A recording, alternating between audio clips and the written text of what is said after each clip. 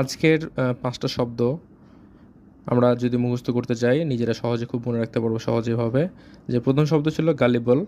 গালিবল অর্থ বিশ্বাসপ্রবণ, যার ফলে কেউ সহজে ঠকে যায়। অর্থাৎ এটাকে আমরা মনে রাখতে পারি এভাবে যে কেউ একজন বলল যে মোড়ের গলিতে ৫ টাকা দিয়ে আইফোন বিক্রি করছে, এবং আর কেউ একজন এটা সহজে বিশ্বাস করে ফেললো।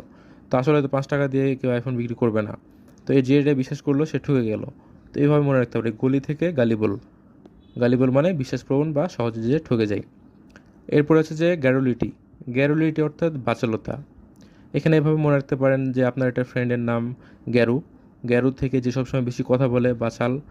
তো এখান থেকে আমরা বলতে পারি গ্যারুলিটি অর্থাৎ বাচালতা। এরপরে আছে হারমোনিয়াস। হারমোনিয়াস অর্থ শ্রুতিমধুর। এটা আমরা নিয়ে আসতে পারি হারমোনি থেকে। হারমোনি আমরা সবাই চিনি, বাদ্যযন্ত্র এক ধরনের। তো হারমোনি থেকে সাধারণত অনেক সুন্দর সুর বের হয়। এটা থেকে আমরা মনে মনে রাখতে পারি যে এটা শ্রুতিমধুর। এরপর হচ্ছে হাওটি। হাওটি মানে হচ্ছে যে উদ্ধত বা দাম্ভিক। হটি, এটা আমরা মনে রাখতে পারি যে গ্রামে কেউ, একটা শহরের কেউ আসছে, অনেক বড় লোক, যে কিনা হ্যাট পরে আছে। সেই হ্যাট পরে খুব মানুষকে ভাব দেখাচ্ছে, অহংকার দেখাচ্ছে। এভাবে আমরা মনে রাখতে পারি যে হটি হেঁটে যায় উদ্ধত বা দাম্ভিকভাবে। এরপরে আছে লাস্টেরটা যে হিলারিয়াস, অর্থাৎ হাসি খুশি বা অত্যন্ত খুশির একটা মজার বিষয়। তো হিলারিয়াস কীভাবে মনে রাখতে পারি? লরিন নামের একটা মেয়ে হি হি করে হাসছিল কোনো এক ধরনের একটা হিলারিয়াস কৌতুক শুনে।